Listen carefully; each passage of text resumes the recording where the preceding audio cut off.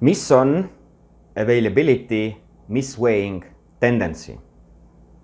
See on inimpsühholoogiline kalduvus anda suurem väärtus sellele faktile, inimesele, olukorrale, mis on kättesaadav. Toon näite Frank Sinatra laulu kohta. Frank Sinatral on selline laul ja eesti keeles kõlab selle laulu pealkiri järgmiselt. Kui ma ei armasta tüdrukut, kes on kaugel, siis ma armastan tüdrukut, kes on lähedal. Ma muidugi parafraseerin, aga selline laulu pealkiri ütleb ära, et inimestel on kalduvus väärtustada seda fakti, inimest, võimalust, toodet, teenust, mis on parasjagu kättesaadav. Toome näite ka. Oletame, et meil on tegelane Peeter. Peeter käib poes, tal on alati kaasas oma nimekiri. Aga ta kipub alati võtma toodet, mis on ilusti välja pandud, ilusti alla hinnatud ja ta ütleb selle peale niimoodi, et ma ei suuda kunagi kinni hoida nimekirjast. Ma võtan alati toote, mis on mulle kättesaadav ja ilusti välja pandud.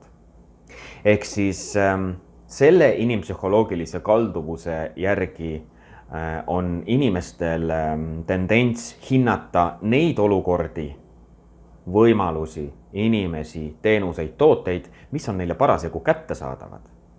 Anda neile suurem väärtus kui neile, mis ei ole kättesaadav. Kas sina oma reklaamikampaaniates arvestad sellega, et inimesed väärtustavad kättesaadavaid asju rohkem kui mitte kättesaadavaid asju?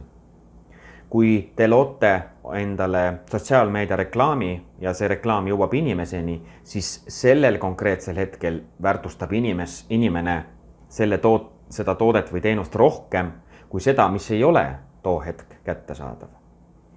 Ja kui sina ei arvesta oma turunduskampaaniates inimpsühholoogiliste kalduvustega, siis kutsun sind online konsultatsioonile, kus me saame üle vaadata sinu kampaaniad, üle vaadata sinu turunduse ja paika panna, kuidas oleks sul kõige efektiivsem kasutada inimpsühholoogilisi kalduvusi.